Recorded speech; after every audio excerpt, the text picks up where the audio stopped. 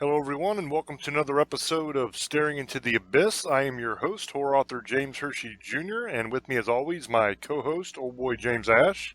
How you doing, brother? I'm doing pretty good. How's everybody tonight?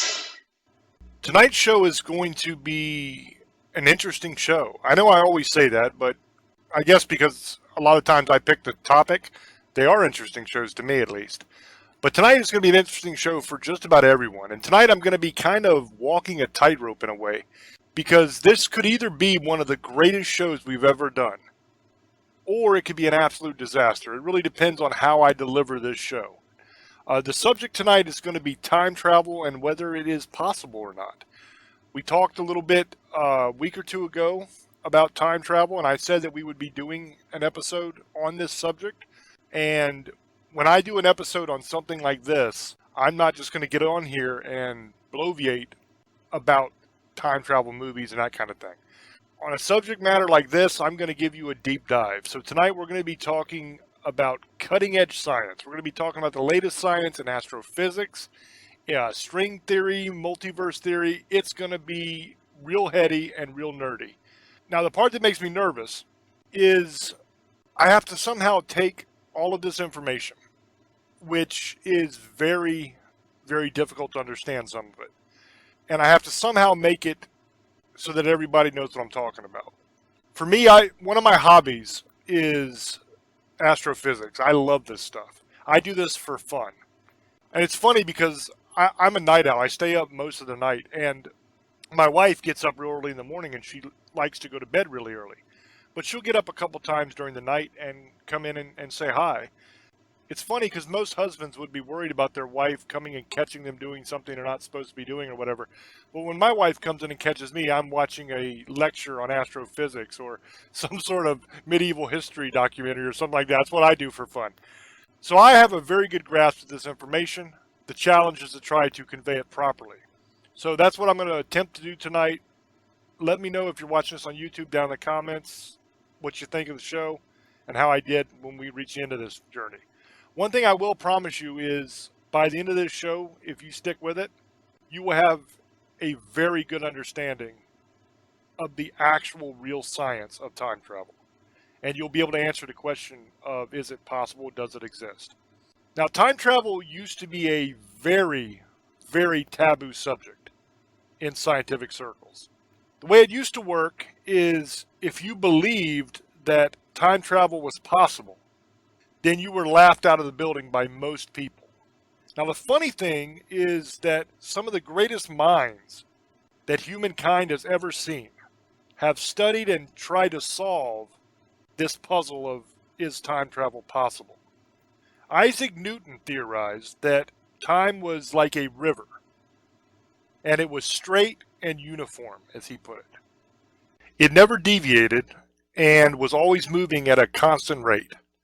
And it was only traveling in one direction and in a straight line. So that means that you could not go backwards or forwards on this river of time, but you could only remain where you were. Now, Einstein came along, and he showed that this river of time will actually speed up and slow down when it's around stars and galaxies. Now, this was revolutionary because it showed that time could be manipulated, that it was not rigidly constant after all. In 1937, W.J. Van Stockham took an infinitely long maypole, and it was actually later found that if you were to dance around the maypole, you would come back before you even left, which was kind of a mind-blowing thing. In 1963, Roy Kerr, who was actually a mathematician, he found that a spinning black hole does not collapse into a dot, but instead it actually collapses into a ring of compressed matter. Now, this ring of compressed matter is actually a doorway of sorts. And if you were to fall through the ring or go through the ring, you would wind up going back in time or maybe to a completely different universe. Now, at this point, you might say, whoa, hold up, man. What do you mean a completely different universe? What are you smoking? Isn't the universe everything there is? Well, the simple answer to that would be no. According to the multiverse theory, our universe is just one of an almost infinite number of universes that are all stacked on top of each other like the pages of a book. Now, the pages of a book will lay right on top of each other, but the ink from one page will never bleed over onto any of the other pages, usually. This ring of compressed matter, this quote-unquote doorway, is actually what we would call a wormhole. And that can actually transport you to other universes and back again. So the ink on the pages, which in this analogy would be you, can bleed over into the next page or the next several pages. Now I'm going to get into that more in depth later on, but I just wanted to give you a brief explanation of the multiverse theory here. So in the late 80s, Kip Thorne at Caltech and his colleagues found another class of Einstein's equations where these wormholes were actually traversable. So like an elevator connecting these parallel universes that has an up and down button. So under certain conditions, you can actually go through them very easily. Now at this point, you might be saying, okay, that's all well and good, but we can't exactly wait around for a black hole to collapse and then just hop in a rocket and fly to the black hole. So in this case, where would I find the wormhole? To this, I would say, well, you're right. That would be very, very difficult to do. But luckily, we won't have to.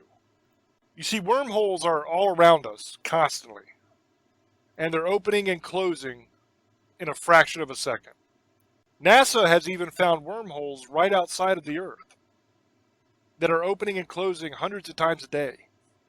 Now you know where to find the wormholes.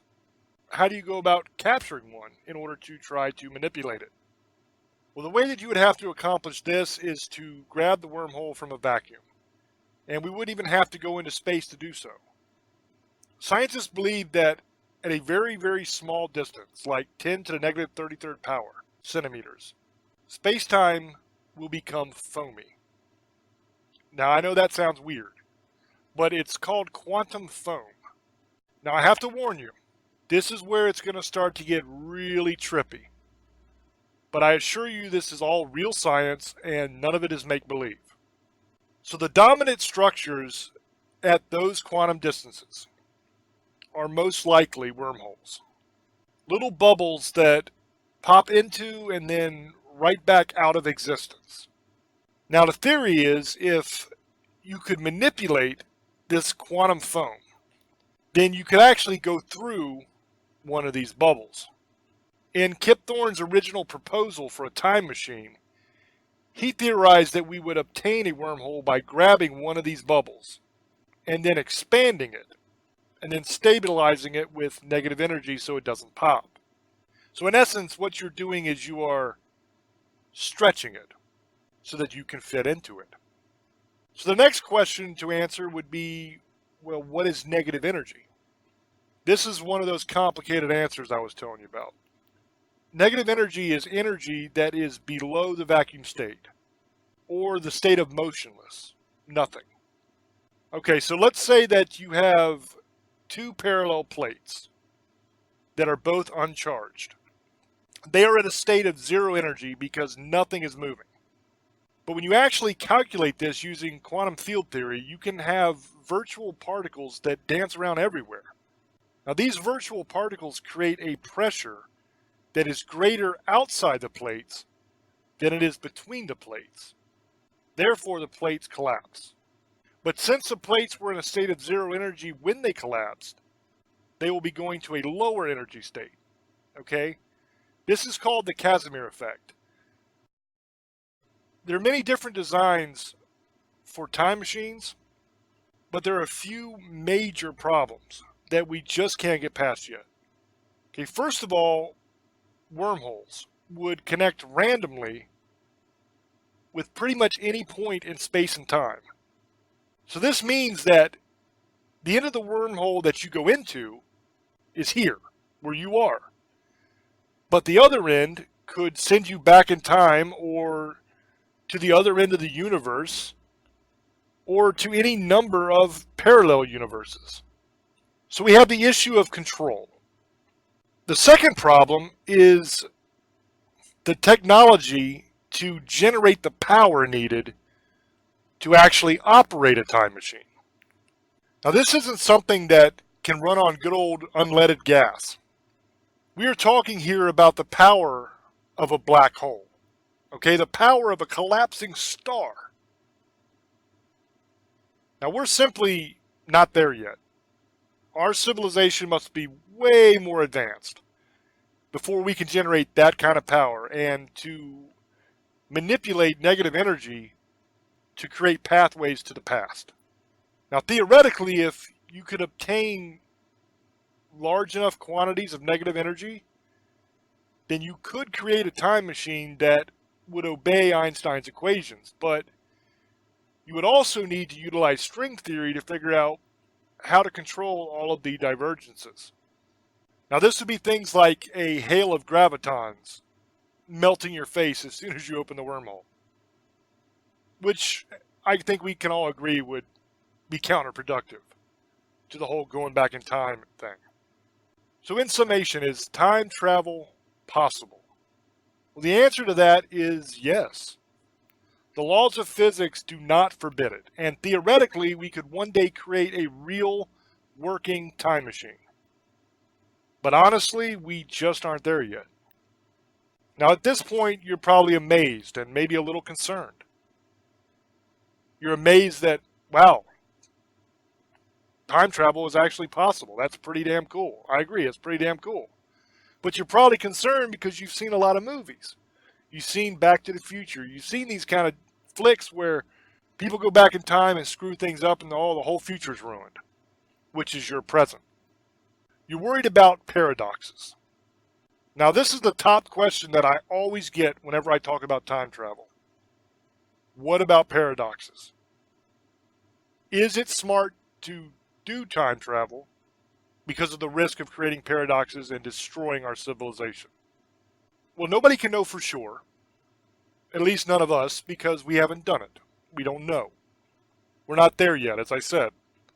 But I can tell you what the top minds in the world have to say about it. I can tell you what the cutting edge of astrophysics and theoretical physics are saying. They're basically saying that paradoxes are not going to be a concern for you.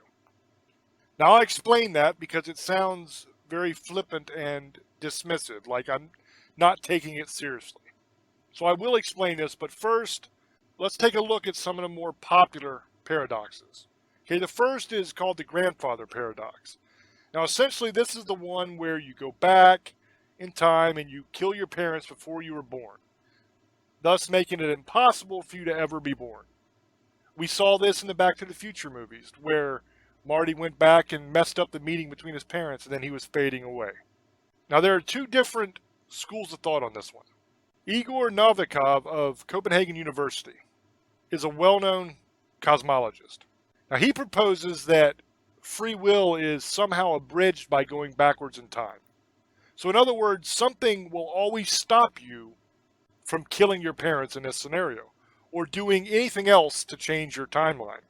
Now, I don't buy into this thinking because that would mean that everything is predetermined. And free will just simply doesn't exist. If you could not change anything when you went back in time, if something always stopped you, that means free will is a fallacy. It doesn't exist. And we know that free will does exist. Rubber baby bubby bumpers. That's the famous line from Schwarzenegger, remember? In Last Action Hero? To prove that he had free will, that he could say and do whatever he wanted, that wasn't predicted. So I don't buy that. Now, the second school of thought has to do with the multiverse theory that I started talking about earlier. So remember the river of time that Newton believed was straight. And Einstein said it may be straight, but it's not constant. It slows down when it gets around planets and galaxies and stars. Okay, now in this theory, the river is not straight at all. It has many different forks and little smaller streams coming off of it. So the simplest way that I can explain this is if you go back in time and you kill your parents, you will actually be able to kill those people. Not a problem. But it's not your parents that actually die, because you are no longer in your past. Now, I know that doesn't make any sense to a lot of people, but when you went back in time, you also leapt to a parallel universe. Because remember when I talked about the black hole, ring of compressed matter, wormhole, can take you to parallel universes and back in time. The theory here is once you go through that wormhole to go back in time, you do go back in time, but you also shift to another parallel universe when you're doing so. So the parents that you kill are not your parents. You're actually killing the parents of the you that is from that universe, your copy. So when you return to your own time, your parents will have never been killed, and you will still exist. Now, in that other universe, the other you's parents will have been killed, and the other you will never have been born. But there's no paradox here because you did not interfere with your own timeline, but somebody else's in another universe. Now, this theory to me is much more likely because it backs up the ring of matter that can lead you to other parallel universes from earlier that I was just talking about. And it also explains why there hasn't been a reality ending paradox yet. Because since it is theoretically possible that one day we could build a time machine and travel through time, that means that time travel absolutely exists today. Because if it exists in the future, then I guarantee you someone from the future has come here at some point from there, which means that it exists today as well. So, as with all things, it's not going to be a one and done scenario. Once time travel is invented and it can be done, it's going to be used for study. It's going to be used for all kinds of things and all kinds of experiments. And eventually that technology will make its way from laboratories and military use to the general public. It will take quite a long time, but eventually it'll happen. And when you're talking about a time machine, how long it takes doesn't really matter because you can freely travel through time. So there had to have been somebody that came to our time at some point. Therefore, it exists. So we know that it is theoretically possible. We know that the laws of physics do not forbid it. That means that somebody will do it someday. That's the leap of logic I'm taking here. Do we have the technology to do it today? No. Do we have a basic understanding of how it can be done? Yes, I would say yes. I mean, I have a science background. I have worked in a lot of these fields, so I have a better understanding than most, but I'm by no means an astrophysicist. That's just kind of my hobby, what I do for fun. I don't do it for a living.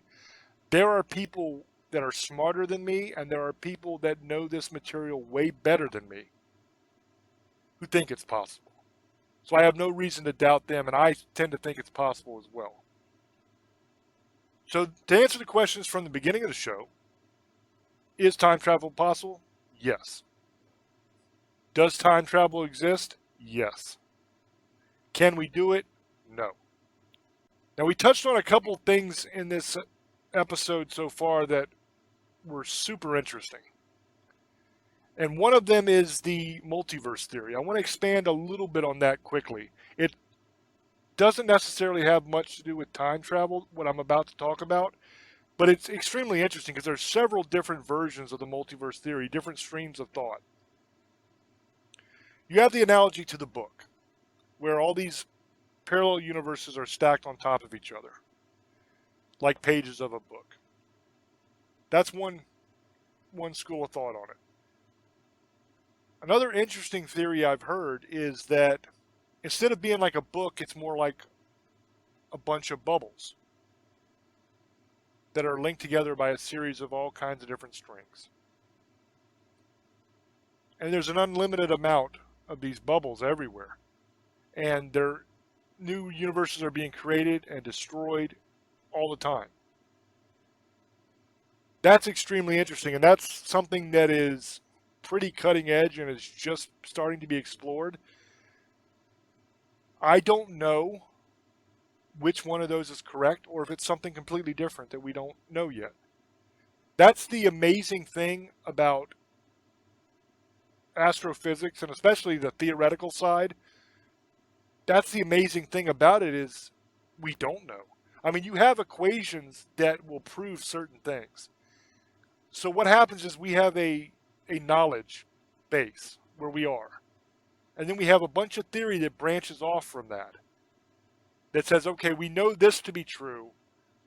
So maybe that means this, or maybe that means this, or maybe that means this.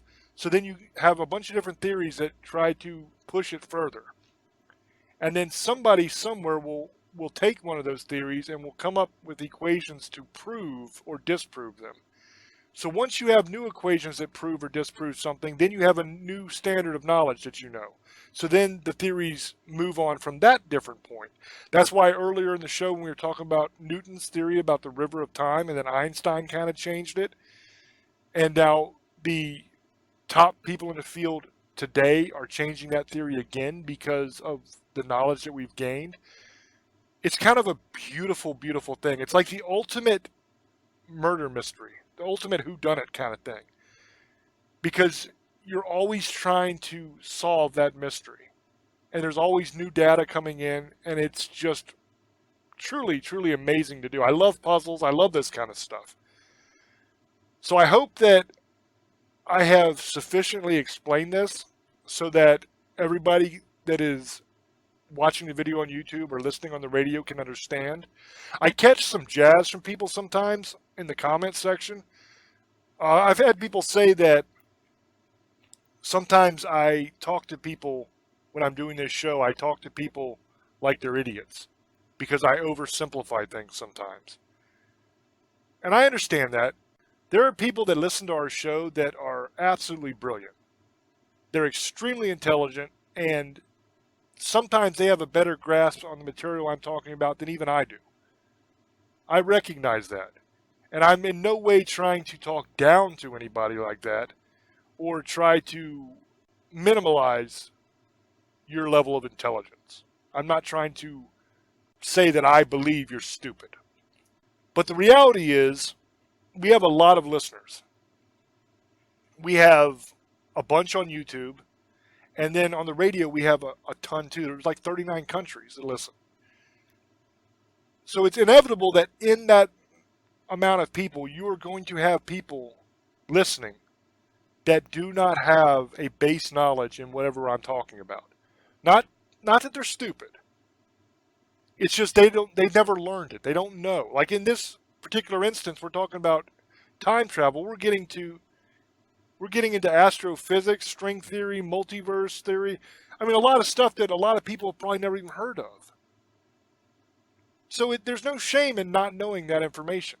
So when I'm oversimplifying sometimes, what I'm trying to do is eliminate a lot of the technical jargon that people just aren't going to understand because they don't have a background in that.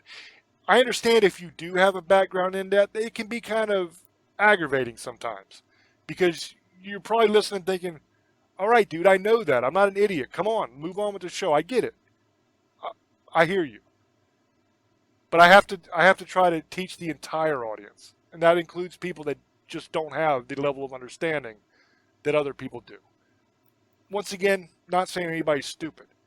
It's not about that at all. If you're listening to this show, you're not stupid. Okay, if you're watching my YouTube channel, you're not stupid.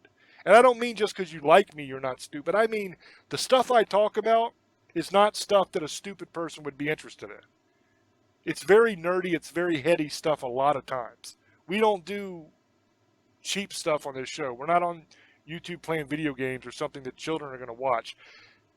This stuff requires an inquisitive mind and a level of intelligence to even listen to this show. So nobody that's listening is stupid. They just don't have the background and the information. That's why it's good to explain it that way. So I went on way too long with that. I just wanted to try to explain that because I've seen that comment multiple times, and I wanted to explain that to the audience. So with that being said, what I want to do now is I want to throw over to Old Boy, and I want to get his opinion on all the stuff that I just went over, and get his opinion on time travel and how he thinks it might be possible, and just basically whatever he wants to add. So, Old Boy, go ahead, brother. Thank you, brother. Well, let me tell you something. I'm no genius, so I try not to talk down to people. I don't know whoever said that. Whatever. I'm defending James as he tells you so he can explain it to you, because James is very smart, one of the smartest people in the world, and I'm not just saying that, it's true. So he explains it best you can. Some people are going to think that he's not, because I wouldn't be on the show, because I'm not stupid, but I'm not James smart. And there's a difference. And I'm not just saying that because, hey, I'm on the show with him. I know he is. I know what he does in his defense. But into this whole thing now, let's get over this. The whole time travel thing. We did a show a couple weeks ago about this, and I'm glad we did it, because the whole Back to the Future. Let's get to that one, because I heard him talking about that when he was talking about how you can change your the whole, you would disappear. I don't believe that. I think what he was saying about different dimensions, I believe that. I believe we can get into different with the wormholes and everything. I believe that. We just haven't done it yet. Maybe. Now you got to remember, there is incidents saying that this has happened. They've had pictures of people who were wearing regular clothes in the 30s. There's also people who were in a ship, I think, that saw a guy came out of nowhere saying he was from the future, and then he disappeared. So there's people say it's happened, and they say they're hiding it. But right now, I don't think it's possible. And if it is, we're never going to know about it anyway for hundreds of years. But yes, he's right. And the technicality is possible. Do I think what happens is I think you just go into another dimension, like he says. Say you killed your parents. You would just killing them in this dimension, but they would be somewhere else. But I also believe you're right. You have a choice of changing your fate or your destiny. You know how people think if you do this, it won't happen? Maybe in that dimension, but I think it might trigger something else in another dimension. Maybe a different outcome. But the thing is, I always believe some way or another you can make your decision. But it's still going to be, there's two different decisions. You're going to do the right thing or the good thing, or the in the middle thing. So it could be, there's actually a couple more than one or two decisions people don't realize.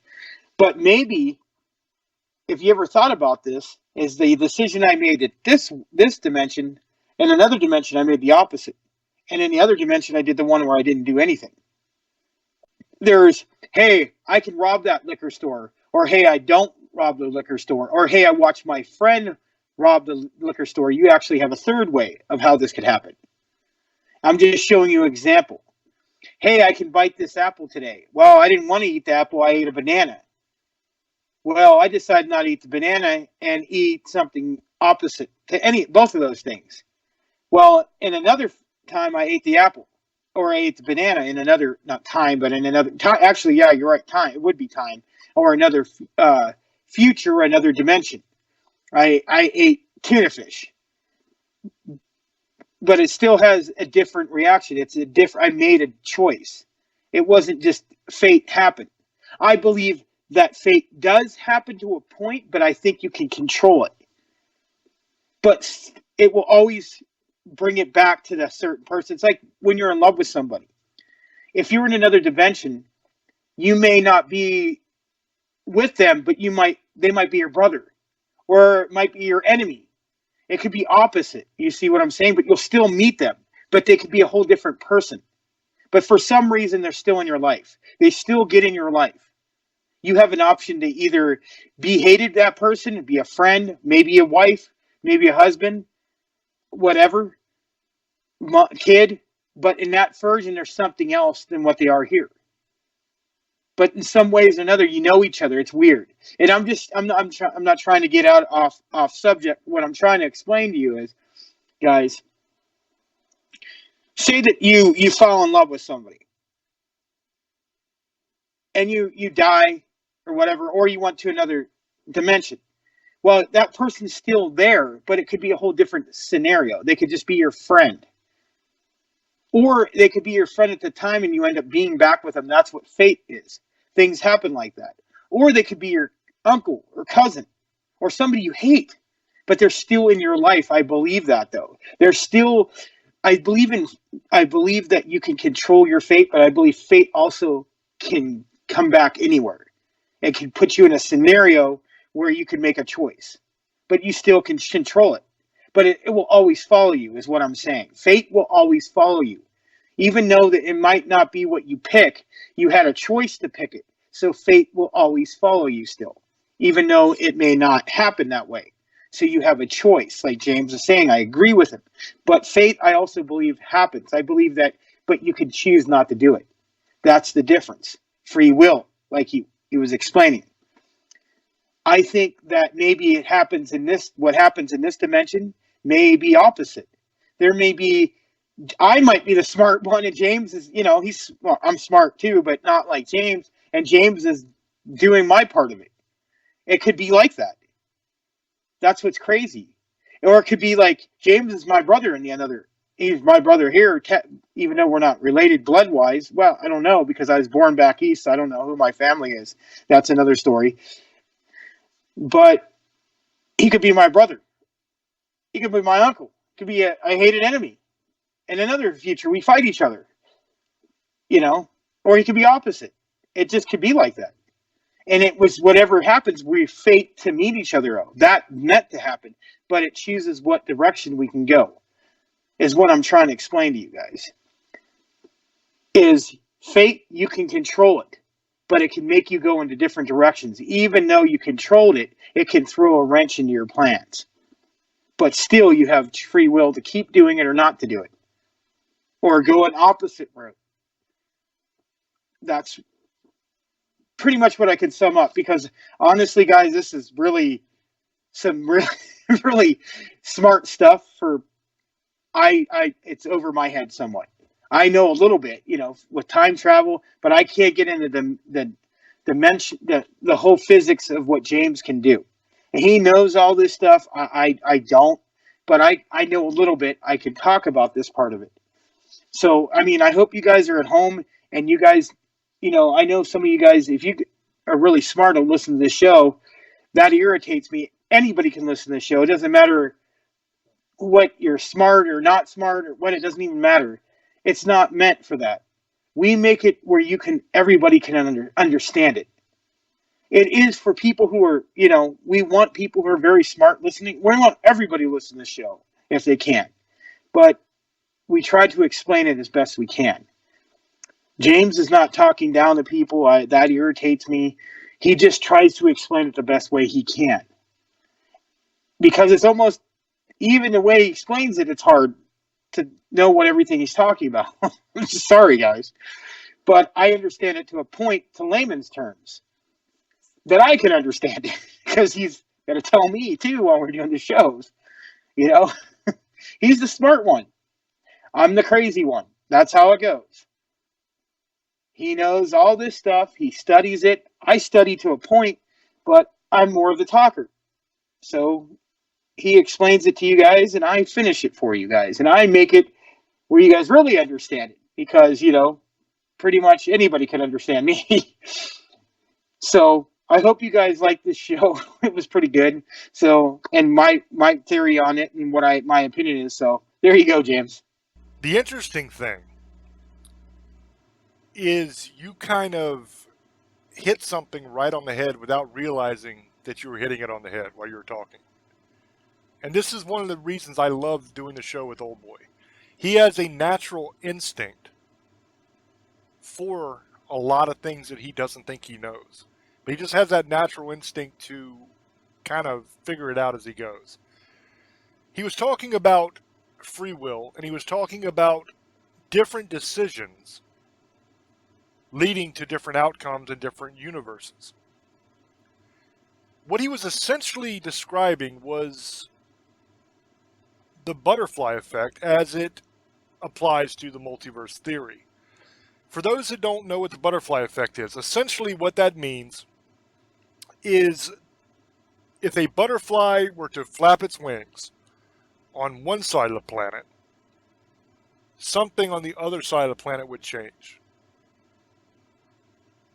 They've even carried it to the extreme of saying if a butterfly flaps its wings in America, a war could break out in Australia or something. Now that is a little bit of hyperbole, but essentially what they're saying is even the smallest thing can make changes all over the world, worldwide changes. Bruce Lee described it as throwing a pebble into a pond and the ripples spreading out as it gets further away from the impact of the pebble to the water. And by the time it reaches the other shore, you've got these gigantic long ripples instead of these tiny little circles where it first went in. So essentially, when you apply that to the multiverse theory, what you have is you have any decision you make. You're driving down the road going to work. You were in a hurry this morning because you hit the snooze button 4 times like a dummy.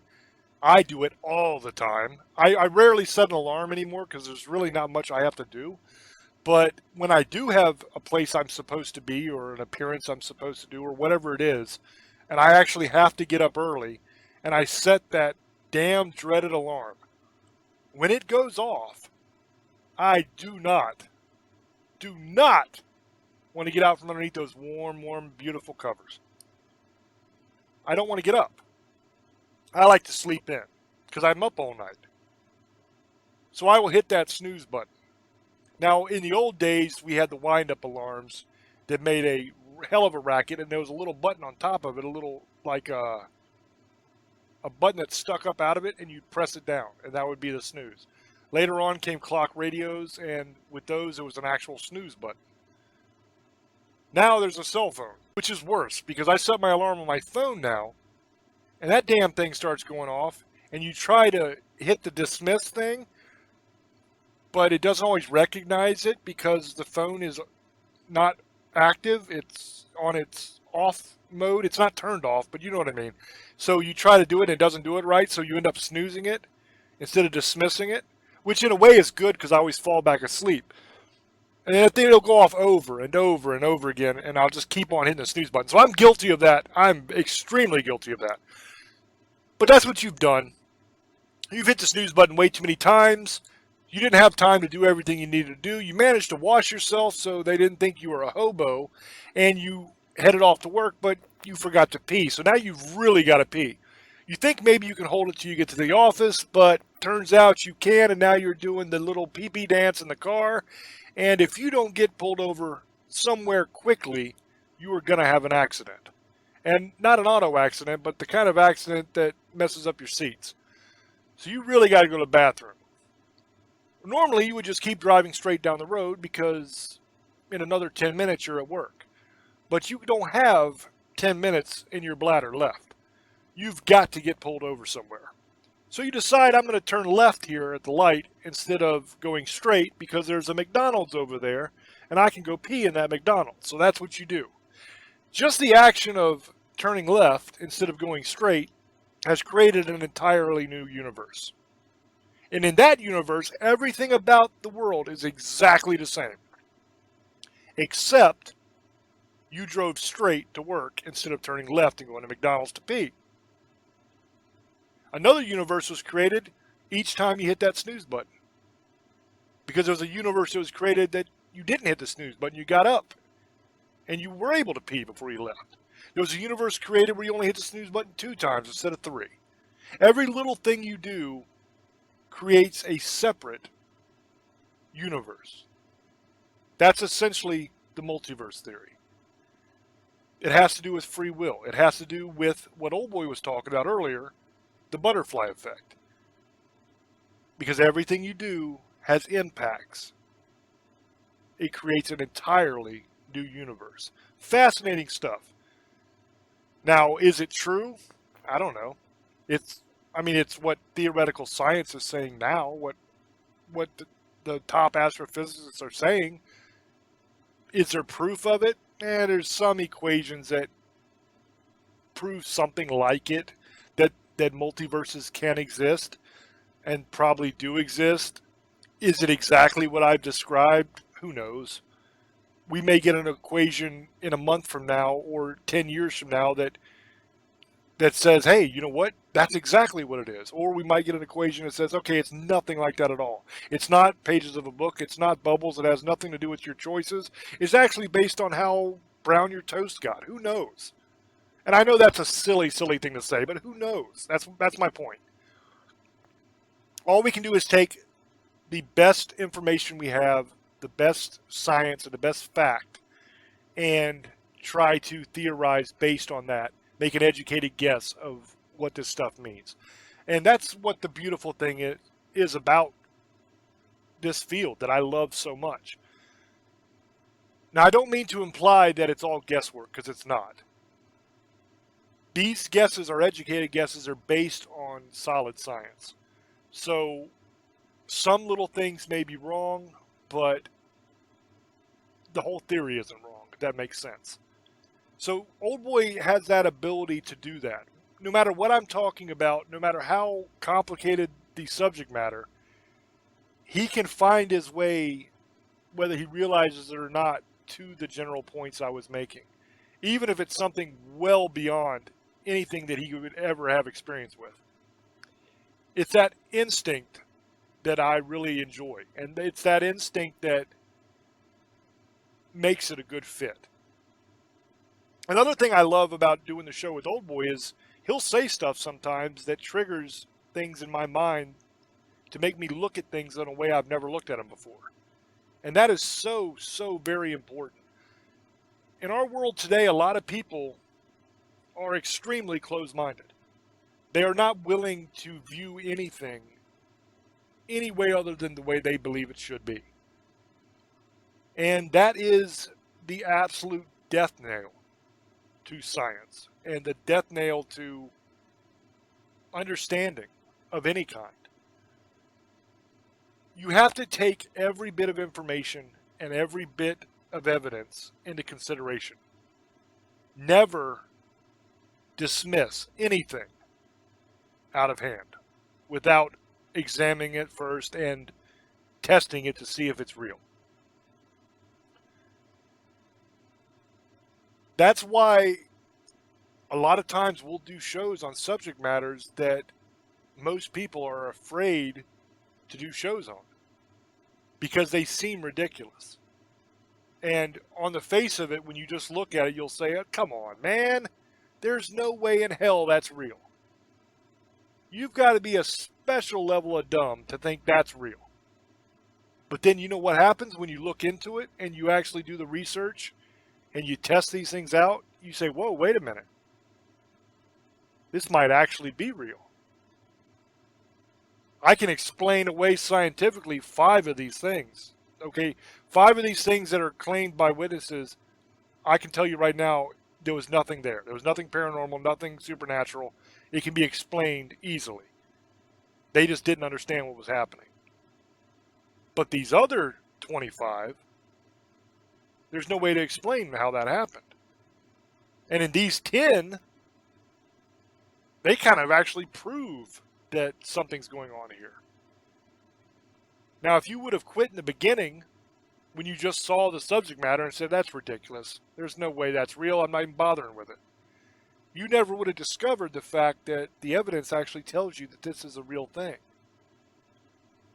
I can't tell you the amount of things that I've went into the research thinking this is absolutely dumb. There's no way that this is real. You know, I'm going to do the research, I'm going to prove that it's false, and that's what I'm going to tell the people when I get on the radio. But then things change when you start doing the research sometimes. I'm not a gullible person. I believe in evidence. I believe in fact. I believe in research. If I can find it and prove it, then I'm going to tell you it's possible that it exists. If it doesn't work out that way and the research proves the theory to be false, or whatever creature or thing we're talking about to be make-believe. I'm going to tell you that. A prime example of that is when we did the Flat Earth show. The Flat Earth show was a great show because I went through every single component of the Flat Earth theory. And I scientifically proved each time that it was bullcrap. So I can tell you without a shadow of a doubt, Flat Earth theory is wrong. The Earth is not flat, it is round. Now I know that because I've seen the damn Earth from space. I haven't been in space myself, but I've seen video footage of it. So that's easy to tell. But I went through each one of the things that they claim proves it, and I disproved them. That's an example of when you can use the research to prove something doesn't exist or isn't real. Other times I've went into the research thinking, okay, this is absolute nonsense, no way possible, and then I get proven wrong. This happened on the Slender Man episode we did. If you have not listened to the Slender Man episode of Staring into the Abyss, go to the YouTube channel, youtube.com/James Hershey Jr. Find that episode. It is a great episode. I went into that research thinking Slender Man was a modern thing. It was ridiculous. It did not exist. It was something made up by creepypasta. And that, I guarantee you, that's what almost every single person listening to this show right now thinks. Unless they've heard that episode I did. But what I found out was the legends of Slender Man actually go all the way back to before the Middle Ages, where there were sightings of a creature that looked exactly like Slender Man looked. And he was wearing royal garb. So fancy clothes. Because remember, Slender Man is in like a suit. Okay? Wherever he has been seen throughout history, he's always wearing the equivalent of a tuxedo-like suit in that time period. So whatever the fancy dress of that day is, that's what he appears in. He's a sharp dresser. He likes to look nice. But the legends go back way further than modern times and creepypasta. I didn't know that when I first started researching it. But that's something I found as I did the work. So my basic point here, as I've rambled on for way too long, is never dismiss anything without first researching it yourself. Also, never blindly believe what someone else tells you. Check their work. Go and research it for yourself.